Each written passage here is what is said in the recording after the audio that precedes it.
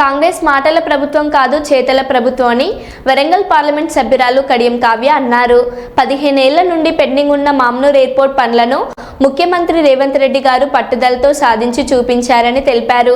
Mamnoor airport విస్తరణకు అవసరమైన 256 ఎకరాల భూసేకరణకు 205 కోట్లు విడుదల చేస్తూ తెలంగాణ ప్రభుత్వం గతంలోనే జీవో విడుదల చేసిందని పేర్కొన్నారు.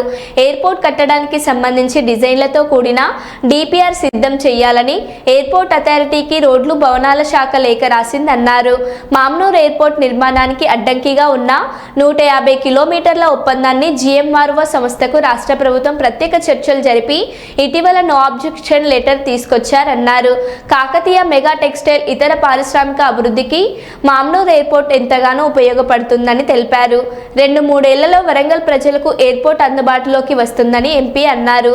మాటల్లో చెప్పడం కాదు చేతల్లో చేసి చూపించిన రాష్ట్ర గౌరవ సీఎం రేవంత్ రెడ్డి గారికి, డిప్యూటీ సీఎం బట్టి విక్రమార్క గారికి ఈ సందర్భంగా ఎంపీ డాక్టర్ కడియం కావ్య కృతజ్ఞతలు తెలియజేశారు.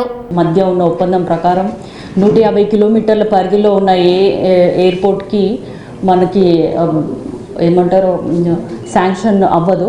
కానీ ఆ హర్డల్ని మన సీఎం రేవంత్ రెడ్డి గారు ప్రత్యేక శ్రద్ధతోటి కూడా పట్టుదలతోటి మాకు ఉన్న 5-6 కిలోమీటర్ల లోపు అంటే మాకు ఆల్మోస్ట్ 145 కిలోమీటర్స్ ఉంటుంది హైదరాబాద్ నుంచి. దాన్ని కూడా ఓన్లీ ఆల్ ఓవర్ ఇండియా తెలంగాణలోని మామ్నూర్ ఎయిర్పోర్ట్కి ఆ నిబంధనని సడలించడం జరిగింది జిఎంఆర్ సంస్థ వాళ్ళు.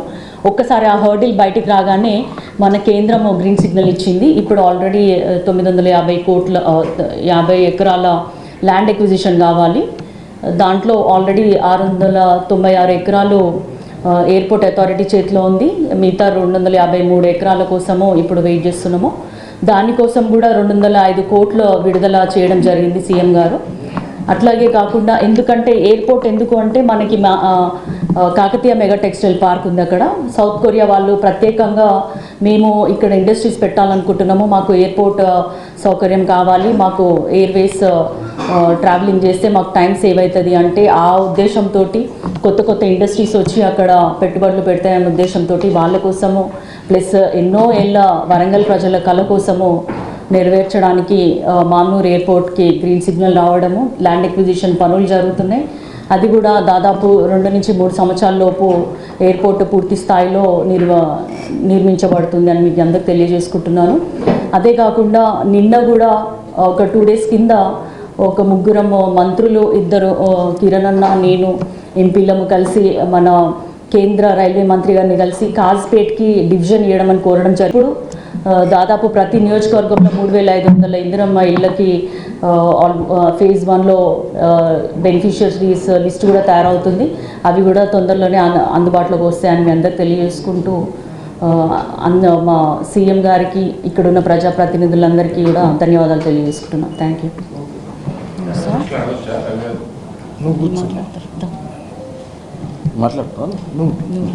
వారు ప్రశ్నలు అడగొచ్చా అని అడుగుతున్నాను.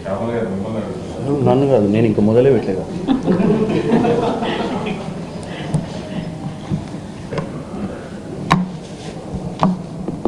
మా ఎంపీల ఫోరం కన్వీనర్ మధురవి గారు ఇంటిగ్రేటెడ్ స్కూల్స్ మీద గవర్నమెంట్కున్న చిత్తశుద్ధి ఇప్పుడు ఇమీడియట్గా 30 crores పర్ స్కూల్కి ఇచ్చి 200 స్కూల్స్ యావరేజ్గా ప్లాన్ చేస్తున్నారు. ఫస్ట్ ఫేజ్లో 55 స్కూల్స్ నియర్లీ టోటల్గా 5 yearsలో ఒక అంచనాకు వచ్చి ఇప్పుడైతే ఫస్ట్ ఫేజ్లో 55 స్కూల్స్కి ఇమీడియట్గా కావ్య గారు చెప్పినట్టు ప్రతి నియోజకవర్గంలో కూడా భూమి శంకుస్థాపన కూడా కంప్లీట్ కావడం జరిగింది.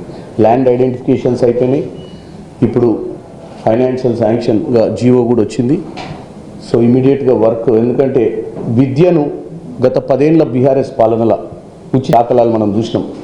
కానీ ఈ సంవత్సరంన్నర పాలననే 10.5 సంవత్సరాలలో బీఆర్ఎస్ ప్రభుత్వానికి చిత్తశుద్ధి లేకపోవడం, 7 లక్షల కోట్లు అప్పు జరిగిన 7 లక్షల కోట్లలో విద్యకు అసలు ఏ ప్రాముఖ్యత ఇవ్వకపోవడం.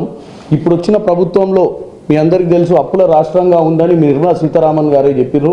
మిగులు రాష్ట్రం నుంచి వచ్చి అప్పుల రాష్ట్రంగా మారిన ఈ రాష్ట్రంలో ఇంత మంచి కార్యక్రమాన్ని కష్టమైన నష్టమైన పేద ప్రజలకు మంచి జరగాలి, ఏ తెలంగాణనైతే మనము ఏ నినాదంతో కోసం అయితే సాధించుకున్నామో దాన్ని 10 ఏళ్ళలో తుంగలోకి తొక్కిన బీఆర్ఎస్ ప్రభుత్వం ఇప్పుడు కాంగ్రెస్ ప్రభుత్వానికి చిత్తశుద్ధి ఉంది అని చెప్పడానికి ఈరోజు మేము ఈ ప్రెస్ కాన్ఫరెన్స్ పెట్టడం జరిగింది.